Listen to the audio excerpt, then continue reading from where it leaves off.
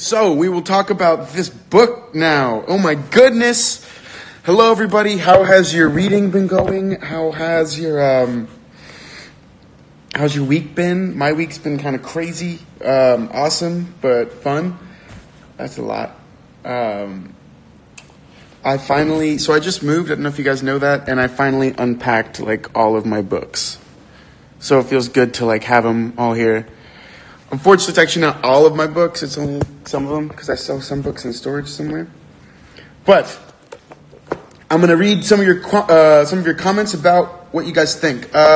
This is a new favorite book. Loving it. This book is so good. Good, crazy, but great week. Awesome. Tessa will not be joining today. She's busy. My reading was slow, unfortunately. One point, I couldn't stop reading. Sick the whole weekend. Oh, I'm sorry. That's awful. My first essay since back to school. Okay, I hope it went well. Boy, so many books. Yes. Was an easy but amazing read. That is what I liked to hear. I had some troubles with the reading at first because I was still in that mindset, but it's really interesting. Yes, that mindset meaning The Handmaid's Tale. The book is a slower read. Okay, all right. I'm behind. Very informative. Slow one. Haven't made it to chapter 45. I'm not going to lie to you guys. I made it to page 112. I didn't quite get there. But I want to say this. I originally had planned this book that we would read to part 1. And when I was picking, I read, like I said, to go a little farther than I originally wanted. So if you read to at least part 1, you're good. Life of Pi. Okay, so I'm going to ask this quick question first, because for this book and this author, I'm going to be doing the talk that I want to give about each author, about kind of just the world of the book, and maybe a couple interesting facts. It's supposed to be less than 5 minutes, guys. It's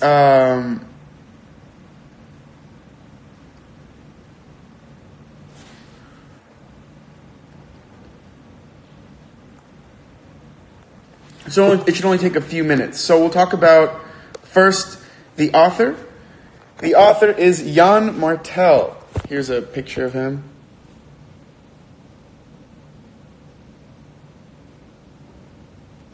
Piscine Molitor Patel. So, his name was Jan Martel. He's still alive. He was born in 1963.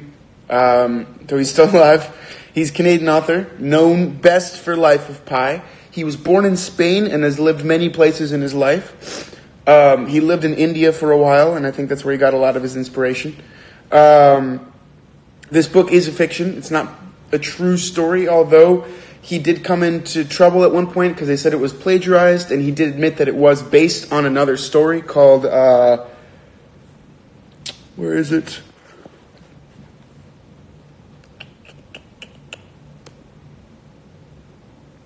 Max and His Cats.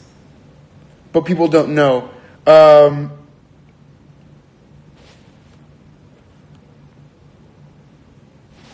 that's one thing. What else? Sorry guys, this one, for those struggling with pronunciation, I highly recommend the audiobook. I've really enjoyed listening to it as well as reading it. Oh, okay. Cool.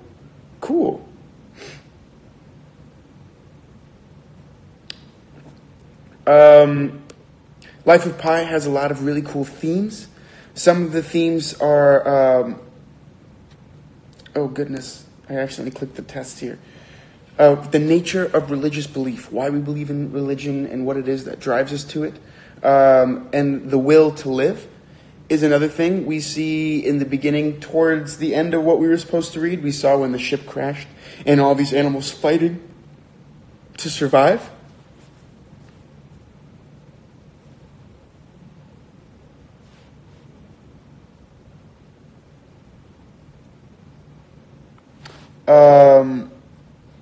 And then the importance of storytelling is also a big theme. And you could tell because of this. I mean, one of my favorite lines is I have a story that will make you believe in God. So I think, it's a really, really cool thing. I wanted to talk about one more thing also. Because as you guys know, I really always believe in reading the author's notes or the introduction to the book. I loved the introduction. I thought it was cool that he kind of told us the story of how he got this story. But my favorite line in that was when he starts thanking everyone at the end of the introduction. He starts to thank everyone that helped him make this book, a reality. And there's just one line that I want to read. I bet you guys know the one that I want to read. Yes, Rita, you just said it. I'll read it to you guys. If we citizens do not support our artists, then we sacrifice our imagination on the altar of crude reality, and we end up believing in nothing and having worthless dreams. I guess we'll leave it with that. I think that's a beautiful way to end that introduction, and it's a completely valid and amazing quote. I'm sorry I keep yawning. Do you guys ever get those yawn attacks where you just keep yawning?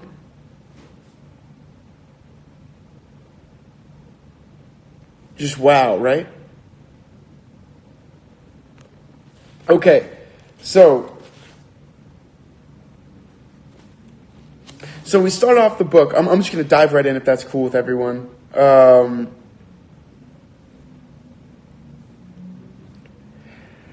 not going to lie to you guys. A lot of the times I take a lot of notes, like with Handmaid's Tale, I was underlining a lot, and I was actively trying to see what Margaret Atwood was referencing and what she was really doing. And I think the problem is that going back to the yawning real quick, I think it's that I woke up not recently, but within the last hour and a half, and I haven't really talked to anyone or said anything, so I think all the talking is making me yawn. But back to this. Reading this book for me, I felt as though I was actually sitting in the room and listening to this story. I didn't feel like I was in a place where I could take notes. I need coffee, yeah. I just, whew. But yeah, I didn't feel like I could really take notes. I felt like I was just literally just taking in this story. I felt like I was sitting at a table drinking tea with, piecing, listening with the author. I thought it was a really cool. I thought it was a really cool feeling. And the next thing I know, I'm like, oh, I should have underlined that quote, or oh, gosh, I wish I had remembered that page. Because next thing, I'd be like, I want to find this exact line, and then a few minutes down the line, I'm like, oh, I completely forgot what I was looking through. And yeah, Maddie McCall, we're just listening and living his story. I think it's a very engaging thing. I like the way this author writes. I hear distinct voices as well, which I think is cool. I know when it goes into the italics, the writing that looks like this, not like that. I don't know if that helped. But when he goes into the italics, I can hear the author's story. And then when, I hear his voice, and then when I, reading in the regular print, I do hear Pai Patel's own voice. It's almost like a character. Also, I think, as part of the introduction, I should have mentioned this, Life of Pi was also made into an amazing film, one of which I saw 3 times in theaters. I saw it 3 times, made by Ang Lee. It was nominated for 11 Academy Awards, and it did really well. It was visually stunning, and if you haven't seen it, let's read this book and then go check it out, because it really is an incredible book and an incredible, incredible movie. As you can tell, I already see things that are switched around for the movie, though. So if you haven't seen the movie, don't watch it yet. Finish the book and then watch it after, and you'll be super happy. Also, for those asking, I did start Handmaid's Tale. I'm 4 episodes in. I feel so bad for Offglen. We'll talk about that some other time. Back to this book. Life of Pi was a visual experience in the best way ever. I totally agree. Definitely watch the movie after the book. One question, how far did you read? Because I have a question and don't know if it's chapters you didn't read. No, I read up until I'm only like 5 pages away from where I wanted us to read. So you can pretty much talk to me about anything. And also I've seen the movie 3 times, more than that, because I've seen it a couple times on TV. I love the way this author describes animals in the zoo. I feel like I'm there looking at the animal with my own eyes.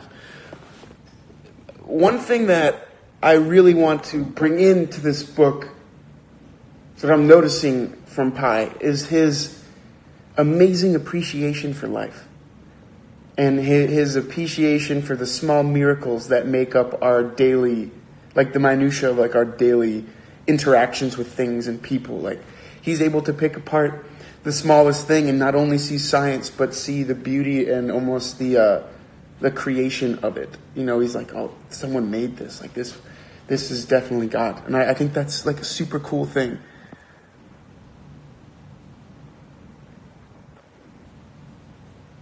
Yes. Oh, I love that too. Sorry, the beginning about quotes and animals is amazing. Pi has a deep-seated curiosity that I love and identify with, right? I love when he's being questioned about the following 3 different religions and quotes Gandhi and stops them in their tracks. Such an open-minded viewpoint. Yes.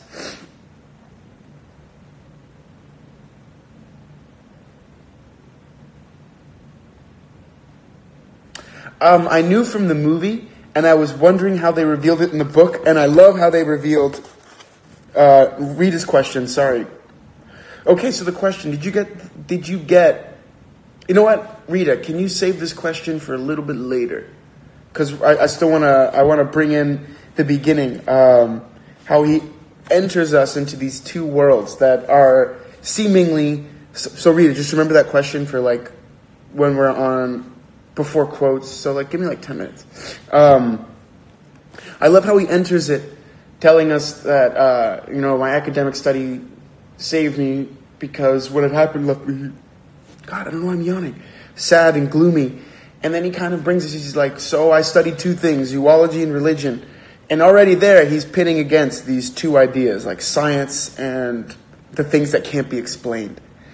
And then I love that he uses each to kind of explain the other. Like he says, through science, he studied the 3-toed sloth. And he saw that as like a yogi deep in meditation, someone whose inner life was deep and imaginative, far more important than the dull and kind of boring outer life because of the sloth's senses aren't that great. I thought that was cool, but also he kind of described religion in a very, not analytical way, because he didn't, but he was like, yeah, it's just these beliefs, and I think they can learn a lot from each other. Oh, God. It's like Pi's trying to find balance within himself between the wilderness of life and the certainty of science. That's beautifully said. Wow. I love about the relativity of freedom to zoo animals. The passage about agnostics shook me. I've never understood it that way. Michael, can you tell me what page that passage is on, and I can read it for everyone? The page about agnostics, because I would love to share that with everyone, because that's super cool. The sloth reminded me of Zootopia. Like, yes, that is awesome. What was his name? Flash or whatever? Freedom's not always positive. When Pi talks about teachers, I think about Tuesdays with Maury. It's amazing to have someone who can inspire you to be the better version of yourself. Yes, that is why teachers are so important. I mean, think about the teacher he saw at the zoo who was the first atheist he met. That teacher was able to open his mind in a way. Be like, what? People... One of the most important things I think about reading, about traveling and exploring and discovering different cultures and different styles and ways of living is the question that we see Pi ask. Like, whoa, there are people that think differently than I do, but with just as much veracity and just as much belief. I think that's fascinating. To quote the movie, Nest the Psycho, what do I think about religion? In the movie he says, religion is but a house with many rooms. I don't know if he says that in the book. I'm sorry if I ruined that. But I agree with that idea. Like the passports for the sky, I also agree with that. I thought he was such a smart kid to come back at his mom with that. To be like, well, then shouldn't all passports be valid? And it all makes sense. And I think At the heart of all major religions, there is a teaching that is just a standard line of truth. This idea of love and beauty and understanding and kind of what Pi says, like the seeing and belief in the miracles of life and just being like, wow, it's beautiful.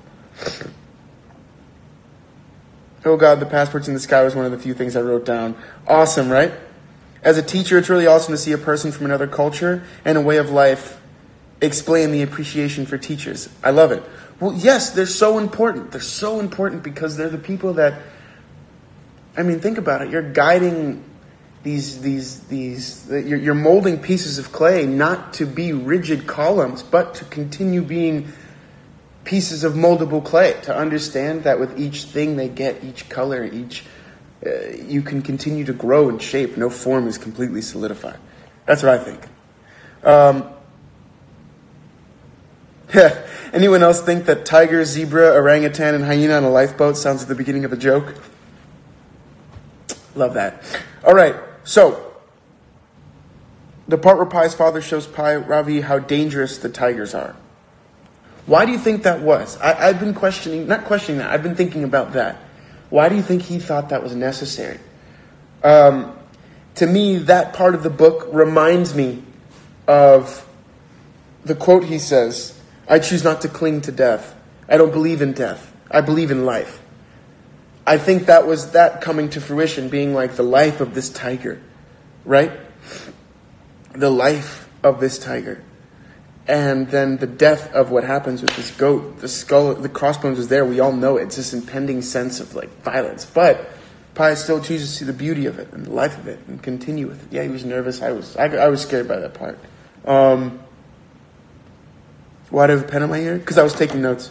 And it's a pencil. It's Star Wars. Huh. All my best teachers were strong women who truly believed in me and saw something in me. Dedication mostly. And they were all very important to me during my school years. I still think about them a lot. About the great teachers I've had, I think about constantly.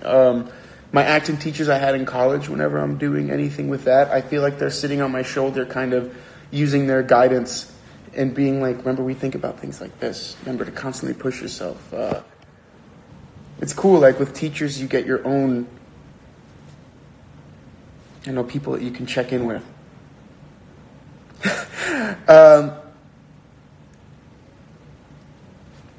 Acid burns ya? Acid burns ya?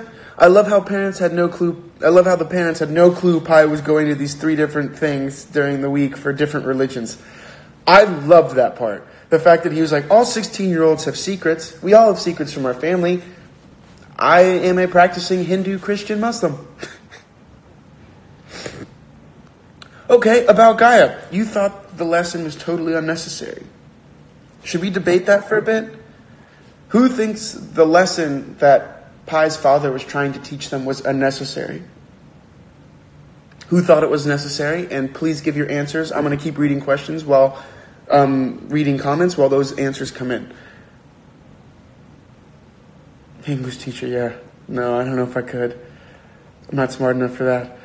I'm not sure about this, but I thought the tiger was like a symbol. It's like something that threatens death, like a trial for Pi to go through. Not surely, I have to keep reading. Awesome, tiger's like a symbol. I think it definitely is a symbol.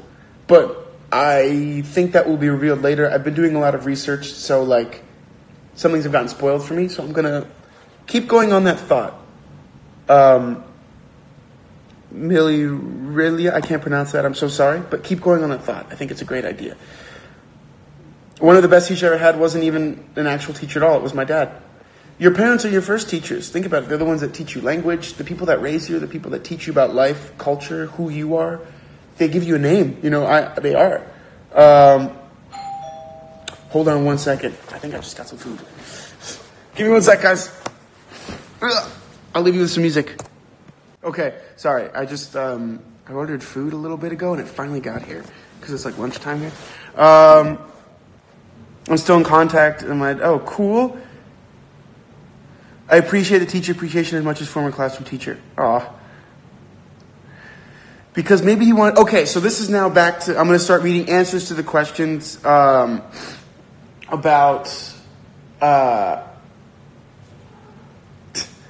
I'm going to start reading answers to the questions about, do you think that lesson was necessary?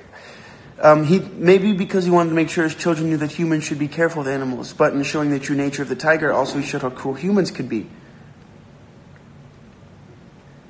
One of the biggest problems, I think, with humans is that we often forget that we're animals in nature. Like, yes, we've become civilized, so to speak. We can read now, and we have the ability to think in depth. But at the end of the day, like Pi says, an animal being pushed to a corner will still react. I think it was necessary for the timeline, and most of all because he needed somehow to introduce the relationship between Richard Parker and Pi. So he first talked about how dangerous the tigers are. Okay, that's a very practical explanation to it. I like that. I need to introduce these two characters that are going to be, because we've heard Richard Parker a lot, and we've heard Pi a lot. These two characters are going to be dueling back and forth. So interesting. The reason death sticks so closely to life isn't biological necessity, it's envy. Life is so beautiful that death has fallen in love with it, jealous, possessive.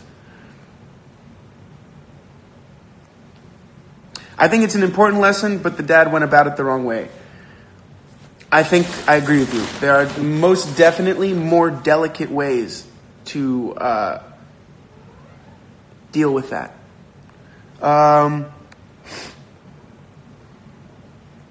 The lesson was important and needed.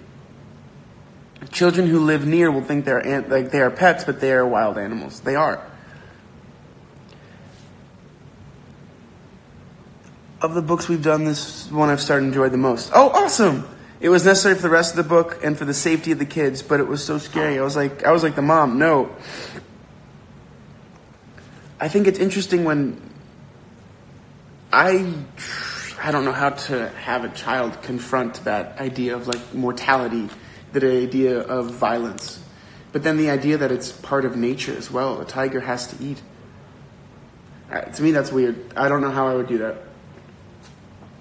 They could get too wrapped up in the beauty of animals that have become part of the danger. I think it was important, lesser delivered in a drastic way.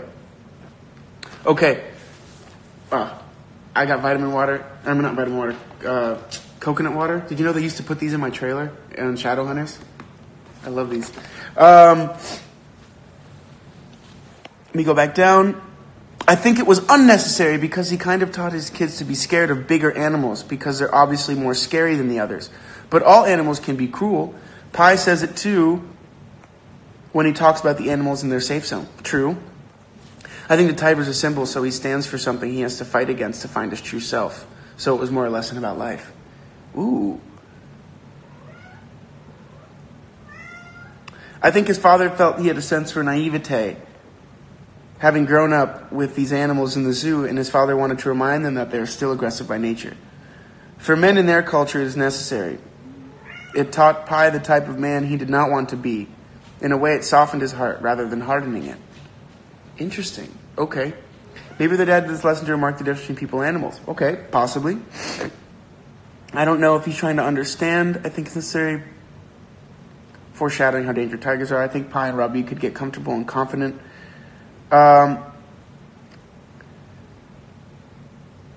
Is Stella meowing? Yes. So, really quickly, just so you guys know, I got Stella a leash, and I'm trying to take her on walks because she loves being outside. But now she wants to go outside all the time, every minute of every day. So she's always like at the door. Yeah, so that's that. Stella's already been fed. It's 2 p.m. Could you imagine? If his dad wouldn't have showed him the tiger, would he have reacted differently when he saw it on the boat? Maybe. It's a really interesting thing to expose precious kids to less pleasing things in life. It's a thin line and tricky to do. His dad probably didn't know how to do it any other way. That's the other thing. Like, well, how was he taught about it? I don't know. Once the tiger's in the boat, I'm the next goat. Come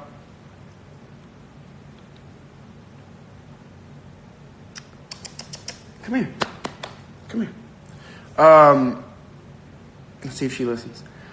What else? Okay, so let's keep moving forward through the book. So we had that. And then we had the discussion of the zoo and the whole thing about how zoos are important. And he kind of breaks it down in a very methodical way. and how zoos are created and how it's important to create this environment. And one thing I noticed in him describing this is how much care is given to each animal.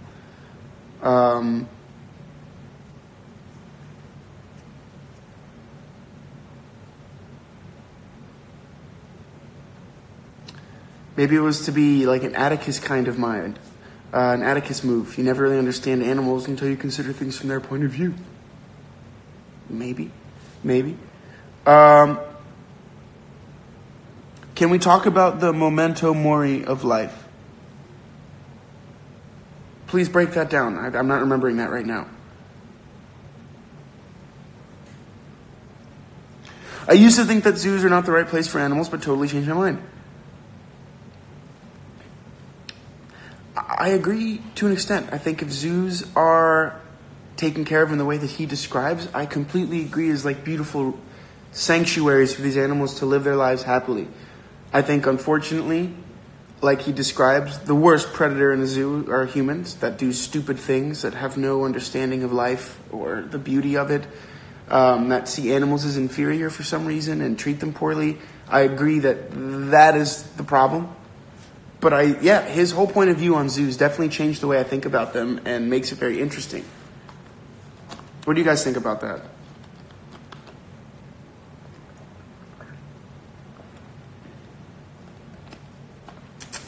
Are you coming?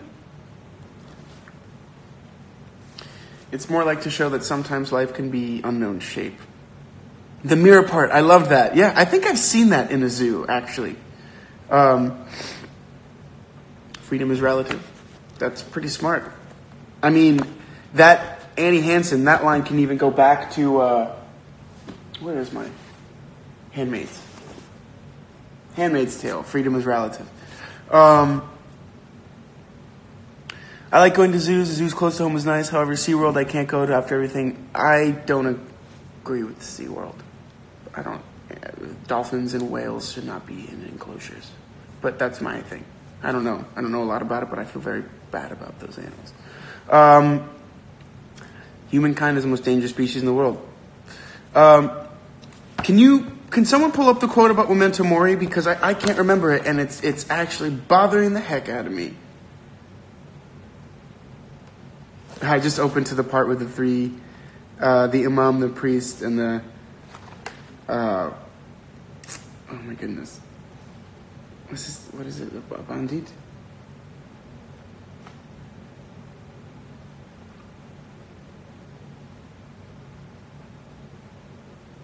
The pandit. Pandit, I don't know how to say it.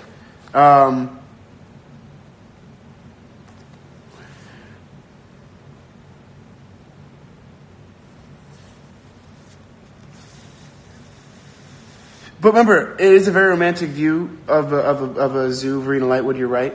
But remember, he does cast shame upon all bad zoo people. He's like, shame on you guys who don't do the proper things for these animals. You know?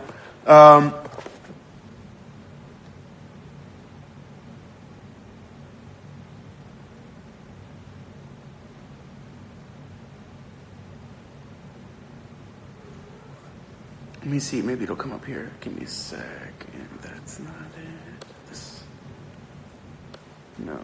No. I have a bunch of,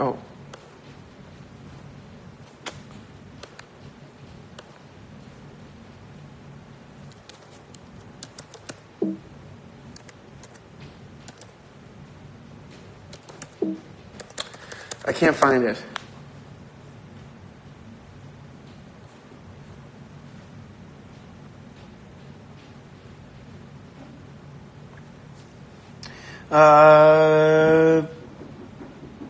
Chapter 1, paragraph starts when you've suffered.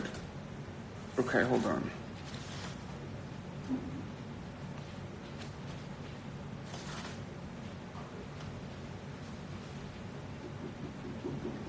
It's in chapter 1?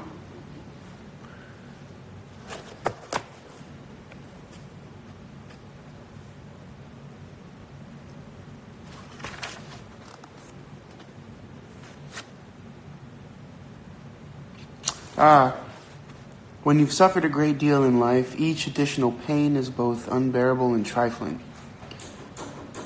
My life is like a memento mori painting from European art. There is always a grinning skull at my side to remind me of the folly of human ambition. I mock this skull. I look at it and I say, "You've got the wrong fellow. You may not believe in life, but I believe in death. But I don't believe in death. Move on." The skull snickers and moves closer, but that doesn't surprise me. The reason death sticks so closely to life isn't a biological necessity, it's envy.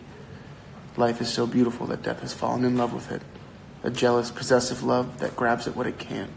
But life leaps over oblivion lightly, losing only a thing or two of no importance, and gloom is but the passing shadow of a cloud. Great. Memento Mori appears in one of my favorite sagas. Oh, that's cool. Trifling means, I'm going to Google it just to give you the right definition. Unimportant, vital, unimportant or trivial. So of little or no importance. Okay, I have to grab Stella because she's clawing at something. Give me a second. Stella! What are you doing? What?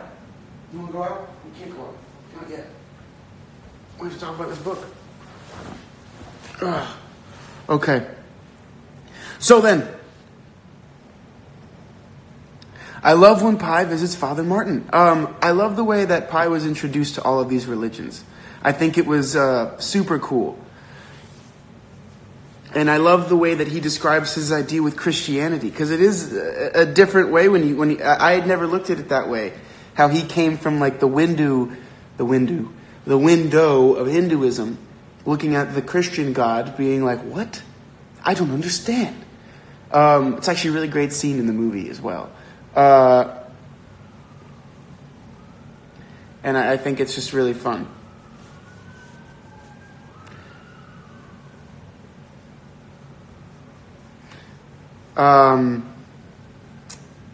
Sorry, I'm just reading. Interesting to how he sees all religions, and how they all kind of work together, and how he sees the strings and he sees the connective tissues within religion. And I think it's funny that these three, the priest, the imam, and the pandit, they didn't see that. And I love his answer. Well, why do you do that? Because I love God. Thank you. Chuki Busra. Sorry if I pronounced that wrong. I apologize. To choose doubt as a philosophy of life is akin to choosing immobility as a means of transportation. I love that. It is true that those we meet can change us, sometimes so profoundly that we are not the same afterwards, even unto our names. That does remind me of Tuesdays with Morrie. This book has a very Tuesdays with Morrie feel, because I think of the nature of the fact that it's ostensibly this writer interviewing this man with a story that will make us believe in God. I also think it has elements of a couple of books that we've read, and I think that's pretty cool. Let's keep reading. Do you want to go?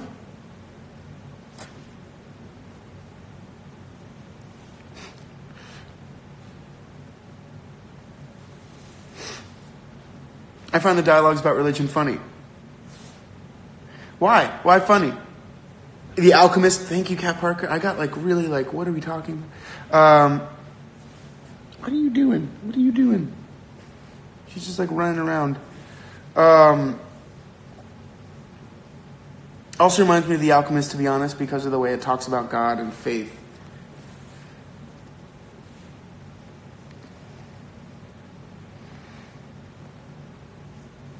Geeky head. Okay, let's see. So we have about 25 minutes left. Rita, if you want to bring up that question again, right now would be a great time. Look at this cat just sneaking away.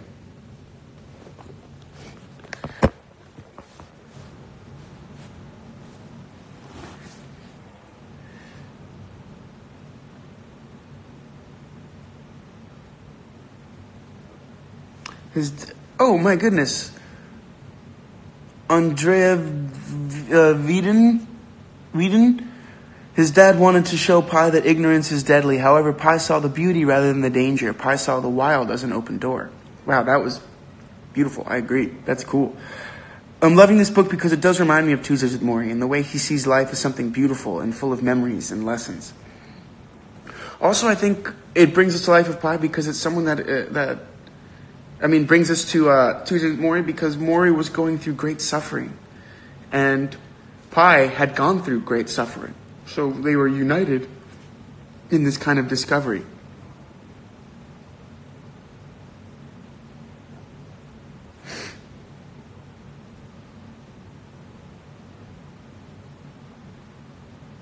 So, did you get who was Richard Parker the first time we watched the movie? Because I thought it was a person.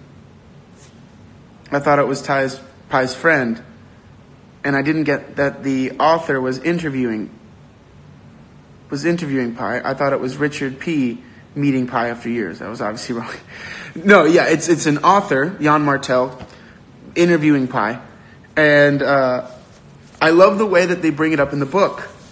I thought, it's funny because I'd watched the movie, and in the book I was like, oh, maybe Richard Parker was a person, and then it happens, the way they did it was awesome. The way they did it was awesome, how it's when the ship is sinking, and then he realizes that he's going to be alone with Richard Parker, and then all of us, as the readers, sitting on our own lifeboat, watching this unfold in front of us, are like, wait, why don't you want Richard Parker on the boat with you now? All of a sudden you're trying to push him away, telling him to drown? What's going on?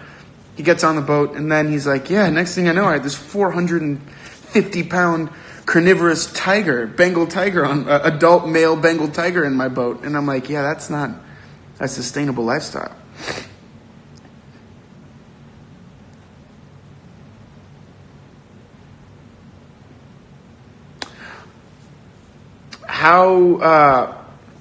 To me, that part broke my heart when he was eating with his hands at the restaurant and the guy judged him for it. I felt bad.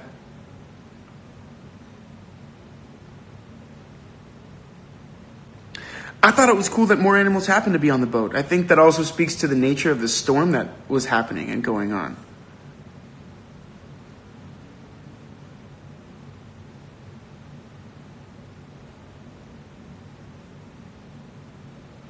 Oh, that's a good question. How would I react if I were on this boat?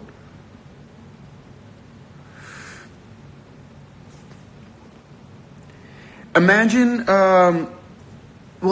one of the lifeboats from, the Titanic almost, in a way, if you've seen that movie. But it's covered with, a tarp that they pull back. So I imagine half of it being covered, half of it not. I think the zebra's in the not covered half. And then whatever else is under there, he doesn't know. Pi combined all the religions he studied and all the different philosophies to survive in the world, yet had to understand. I love that so much, yeah.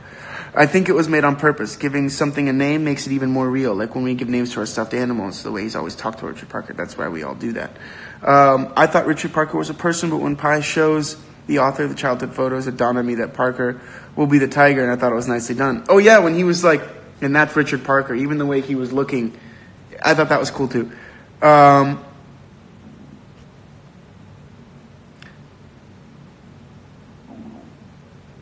Honestly, I would have done the same. What do you guys think you would have done being in this position? The same position as Pi?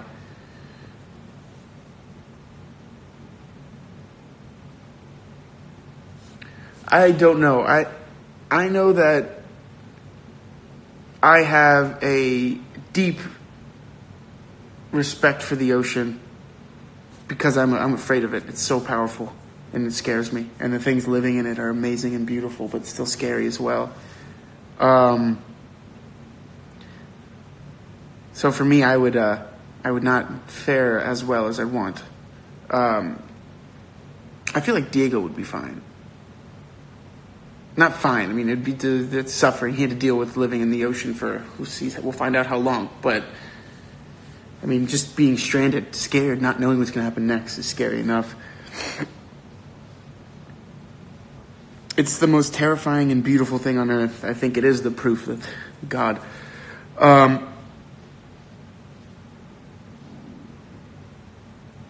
I think combining all the religions is weird. Maybe you can do it when you are seeking answers, but you cannot live like that forever. It doesn't make sense. See, I don't know. I think you can. I would combat that argument. I would say I think you can live with multiple religions. They each have traditions that teach you a way to live, but in essence, it's I think when you wind them down enough. I love that the story says that there's a happy ending after meeting the children, right? Saving the tiger because I would be in shock.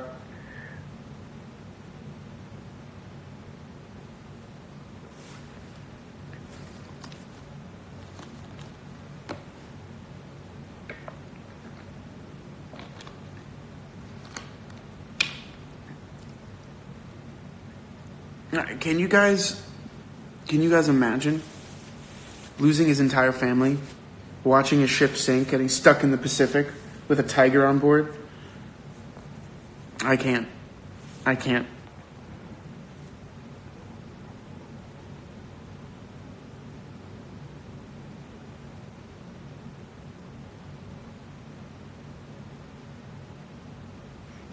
swim very well. I would have freaked me. Oh yeah, me too. I would have freaked out. I mean, I would be freaked out.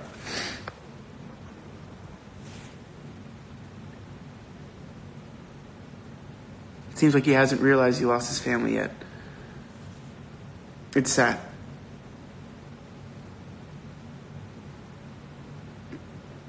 The fact that the guys threw him overboard to be eaten so they survived.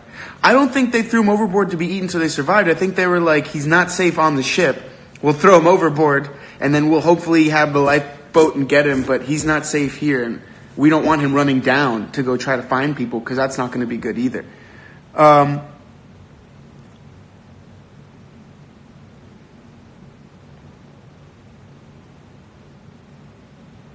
He's 16 years old. He's a kid. I'm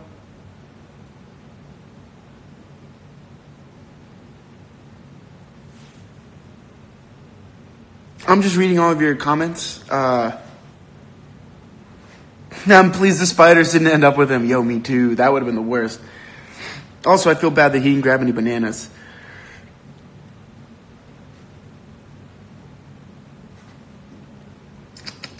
Hey, don't do that.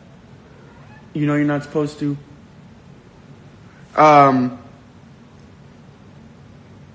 No, I thought they threw him over to use the boat. Maybe I misread.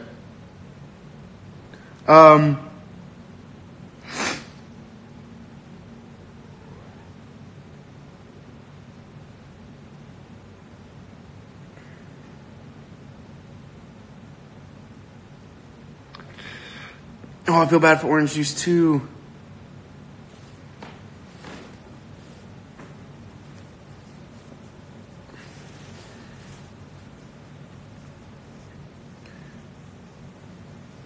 Yeah, I don't think he grabbed any bananas. Yeah, spiders, I would have jumped out of the boat too.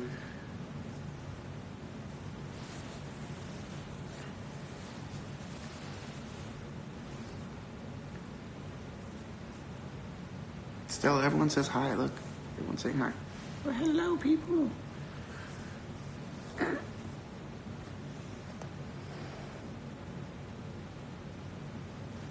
I prefer tiger over spiders any day. Same though, same. All right, so we have about like 15 minutes left, so let's really dive into quotes here. I know we've been doing we kind of had a cool talk. This has been a very like all over the place. We kind of talk about things here, then we dive in here. But now it's more towards quotes. If there are any quotes you haven't said yet you want to talk about, we'll talk about it.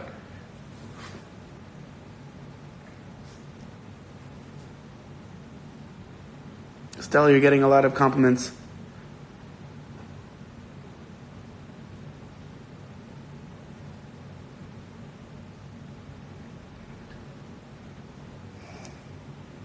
It's been a very philosophical live chat. It has.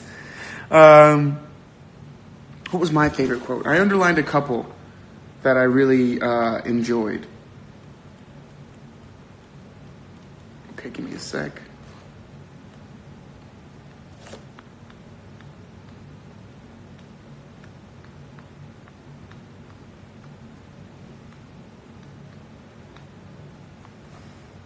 Whoop. Okay. I love, I'm going to read, so chapter 25. I'm just going to read chapter 25 to you because it's the whole chapter. I'm going to read just the paragraph that I really like. These people fail to realize that it is on the inside that God must be defended, not the outside. They should direct their anger at themselves. For evil in the open is but evil from within that has been let out. The main battlefield for good is not the open ground of the public arena, but the small clearing of each heart.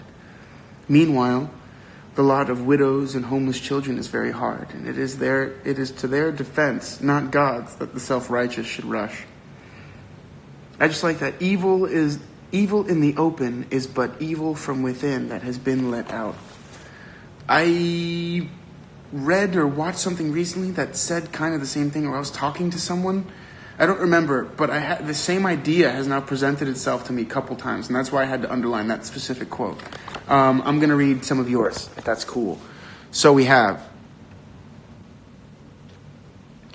reason is my prophet, and it tells me that as a watch stops, so we die. It's the end. If the watch doesn't work properly, it must be fixed here and now by us. Better to picture it in your head if you want to feel it. Life is so beautiful that death has fallen in love with it, a jealous, possessive love that grabs at what it can. Hindus, in their capacity for love, are indeed hairless Christians, just as Muslims, in the way they see God in everything, are bearded Hindus, and Christians, in their devotion to God, are hat-wearing Muslims. Is it true that those we meet change us, sometimes so profoundly that we're not the same afterwards, even unto our names? Misery loves company, and madness calls it forth. I think it's telling about his experience afterwards when he says, I chose the sloth because its demeanor, calm, quiet, and introspected, did something to save my shattered self. I love that, my shattered self. What a beautiful image. First, wonder goes deepest. Wonder, after that, fits in the impression made by the first. To me, religion is about our dignity, not our depravity. I love that. Why do people move? What makes them uproot and leave everything they've known for greater unknown beyond the horizon? The answer is the same the world over. People move in the hope of a better life. You must take the life the way it comes at you and make the best of it. People move in hope of a better life. I love that quote, actually. Things didn't turn out the way they're supposed to, but what can you do? You must live life the way it comes at you and make the best of it. Why can't we throw a question? Oh my gosh, yes! The name remains. That's the second one that I underlined because I thought it was so cool. Hold on, I'm going to read that whole section again.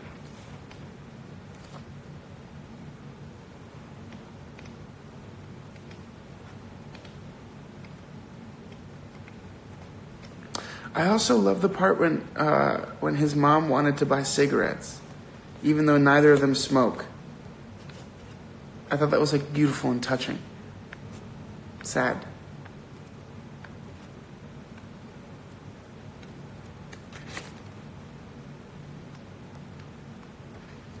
I can't find that quote, but yes. Okay, hold on.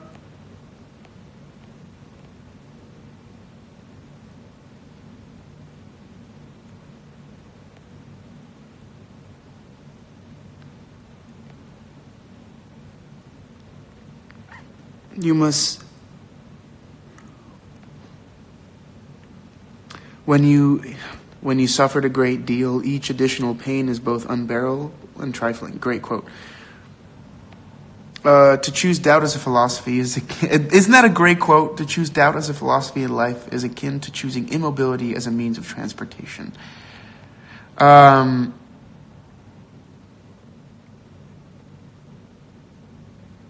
When Pi started treating Richard Parker like a person rather than a wild animal, it truly showed me how ignorant humankind really is. Interesting. I think that the cigarettes were metaphorically placed. Tell me, how so? Life will defend itself no matter how small it is. I love that. Whereas before the road, the sea, the trees, the air, the sun all spoke different to me. Now they speak one language of unity. Yes, beautiful. If Christ spent an anguished night in prayer, if he burst out from the cross, my God, why have you forsaken me? Then surely we're permitted also to doubt. But we must move on. I love that quote.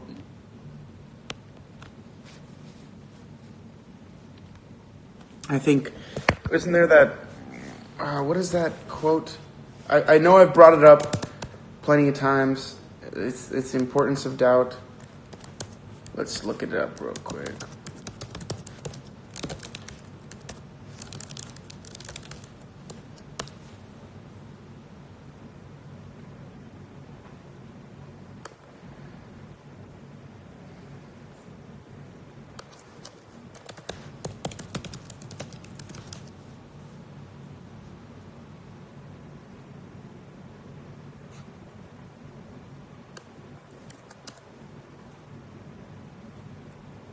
Oh no, it's Descartes. In order to determine whether there is anything we can know with certainty, we must first doubt everything we know.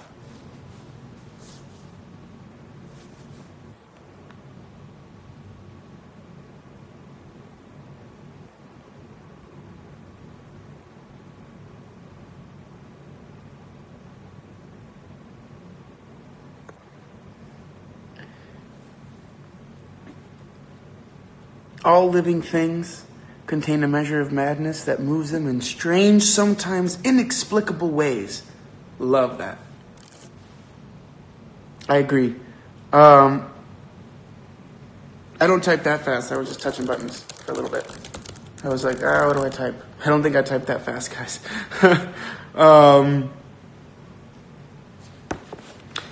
That reminds me when Pi speaks about his contempt towards Jesus, the too human God, and he's too interesting for Pi to let it go. Yes. I love that section. I actually I want to go back and reread that section. Let me see something. We went to 119.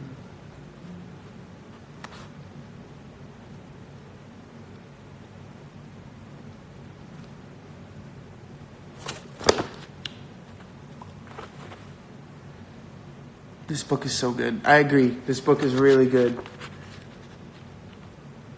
Oh my goodness. This is going to be perfect. So, we have 5 minutes left, so I'm going to talk about what don't watch the movie yet. Trust me, just hold out. Only 2 more weeks. So, we're going to read to chapter 80. Chapter 80, page, for me, 221.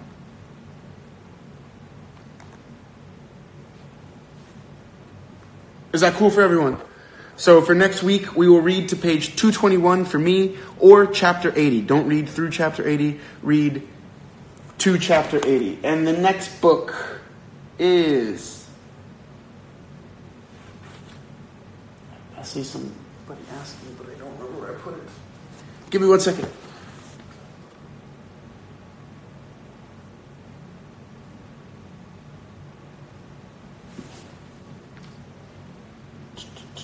Haha.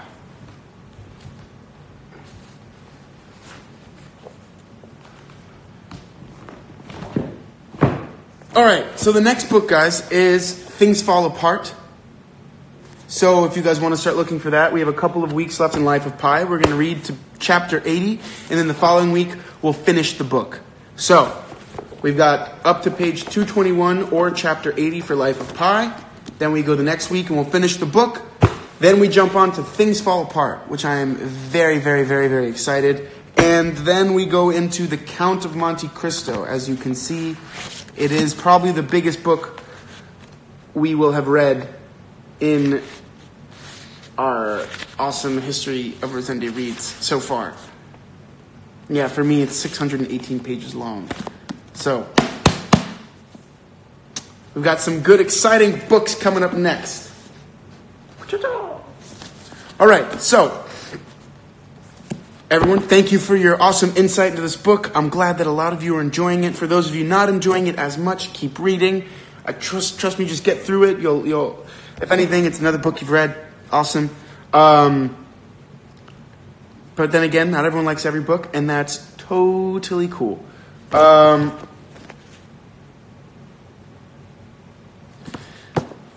What else? So yes, Life of Pi. Keep enjoying it. I'm loving it as well.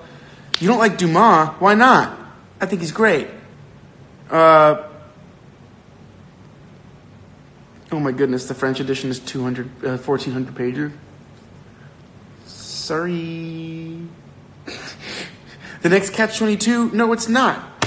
It is a great book, and we will make it fun. Trust me. And the movie's also really good as well. What else? I need to get a bookshelf. I think it looks cool, but I don't like all the books on the ground here. Is Tessa going to join us next time? I'm not sure. Hopefully. That'd be cool. She really likes this book too. She hasn't been able to keep up as much with the reading on this book. She's been very busy, but we'll see. Oh my goodness, 2 minutes left. All right, well, thank you guys so much for this week. I will see you next Sunday. I will tell you the time, probably the night before. Keep questioning, keep exploring, keep being curious, and keep being positive forces of change in your communities. Have a great weekend. Have a great Sunday. Get ready for school tomorrow. That's about it. Have a good one, guys. I will see you guys next week. Remember, up to chapter 80.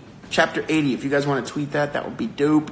But until then, I will see you guys next time.